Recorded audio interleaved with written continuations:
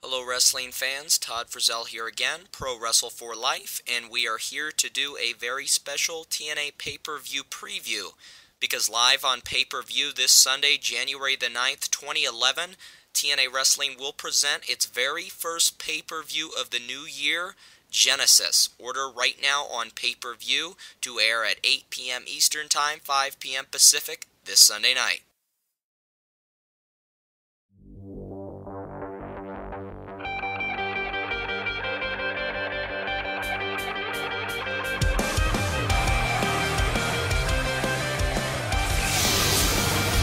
The opener, as announced by Dixie Carter on her Facebook page, is in fact going to be the X Division champion, Jay Lethal, defending his gold against the challenger, Fortune's Kazarian. This is going to be a great match. I like the build-up over the past few weeks as far as this match is concerned. Two tremendous athletes, two innovators of the X Division. So if anything, this is really going to be one of the matches that could possibly revive TNA's X Division. As far as my predictions go, I definitely say Kaz is going to win the belt. He deserves it, and I think Lethal's time as champion has come to an end. Kaz takes the belt here, in my opinion, cleanly, and we have a new X Division champion of the world. Nevertheless, otherwise, this should be a tremendous, tremendous opener for the pay-per-view.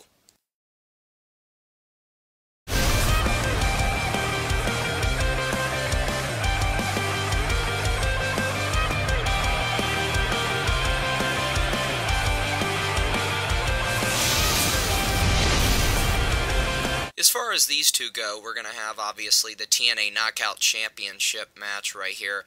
Tara against Mickie James. I mean, I like both individuals here, especially Mickie James. I think she has a lot of talent. I think she should have personally taken the belt before now.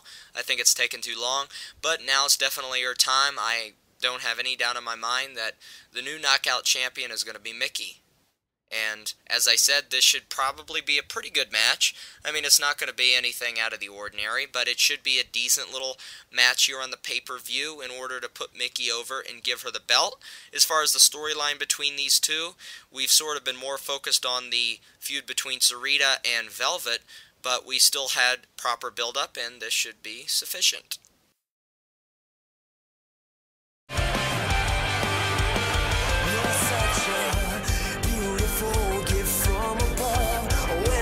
So hard Now, we have Beer Money versus the Motor City Machine Guns for the TNA Tag Team Championships. You know, they've done this match so many times. You know, I couldn't say... I'm still looking forward to it because every time these four individuals step into the ring, it's something special.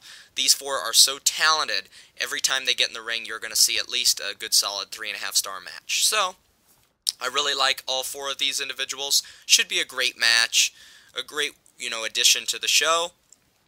And I'm going to go out on a limb and say Beer Money takes back the titles and goes on to feud with some new tag teams. But I think the Motor City Machine Guns have had their run, and it's now time to bring the belts back into Fortune as Beer Money take the gold, and again, what should be a very entertaining matchup.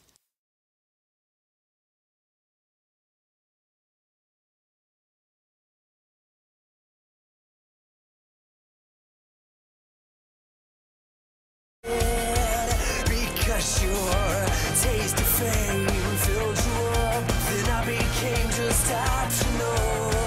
'Cause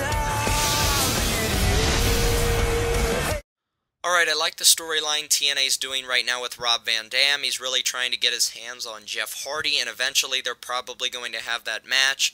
I'd say the winner of Morgan and Anderson is going to go on to face Hardy at the Against All Odds pay-per-view, and then maybe at Lockdown they'll finally do Jeff Hardy versus Rob Van Dam for the World Heavyweight Championship. But RVD has a mystery opponent here. No one knows who it is. The rumor going around is that it's going to be the Monster Abyss in a rematch with Rob Van Dam. If so, it could be another entertaining match. If they add a hardcore twist to it, it could be very entertaining, just like the past matches between these two individuals. And whether it's Abyss or whomever it is, I definitely say RVD comes out on top in his quest to get to Jeff Hardy for that world title. Superstar, so popular. When you go, nobody cares who you are.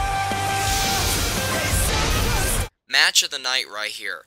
These two had a great match at last month's Final Destination pay-per-view. They had a great time limit draw match on Impact. The storyline here is the top storyline going on in TNA right now, in my opinion. I really enjoy how Douglas is having great luck with the television title, and AJ's in a bit of a slump. And Bischoff says, you know, if you don't bring this title back to Immortal, you are going to be out. And I think the victor here is going to be, in fact, Douglas Williams. I think AJ's going to end up leaving Fortune, maybe even turn face, and then fight back against Fortune and Immortal. And nevertheless, this is going to be an incredible match. This is sort of like the Guns and Beer Money. No matter how many times these two go out there, they're going to put on a tip-top performance each time. Match of the night here, storyline of the night as well. Don't try so hard.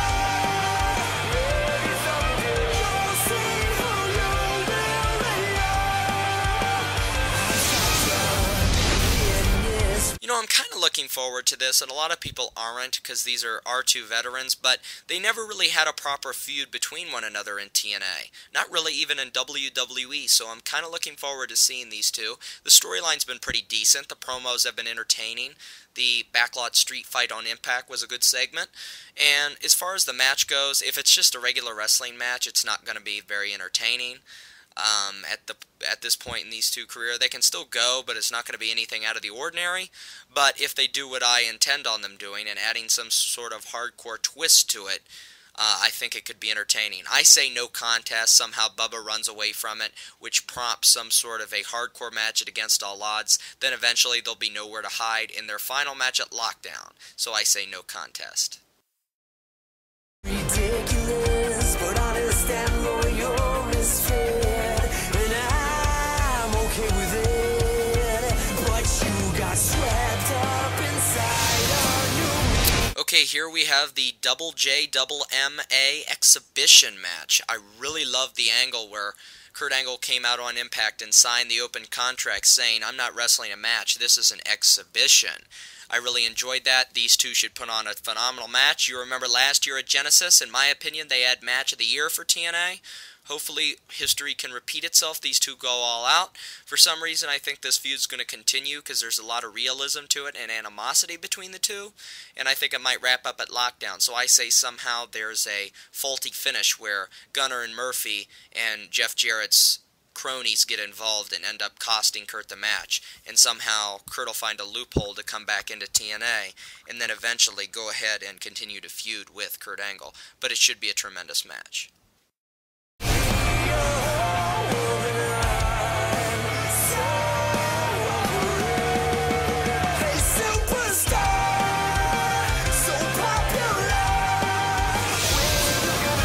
Okay, the main event is going to be, actually, you know, a lot of people complain that there's going to be no world title match on the show, but it's not that big of a deal. In my opinion, it gives the title more prestige. We are going to see Matt Morgan take on Mr. Anderson. The concussion angle, you know, I haven't gotten into it that much, but it has been sound. It has made quite a bit of sense. Both men have inadvertently hit the others, so the animosity is built between the two faces. In the end, I definitely think Anderson's going to win and go on to face Hardy at Against All Odds. Some reason I think this is going to be some sort of a faulty finish again. I think what's going to happen is somehow Anderson's going to cheat to win, but still stay face and say, you know, assholes always finish first, I'll do what I can to get the victory. And then something's going to happen in the end with a Jeff Hardy beatdown. So that's my opinion. Should be an okay match.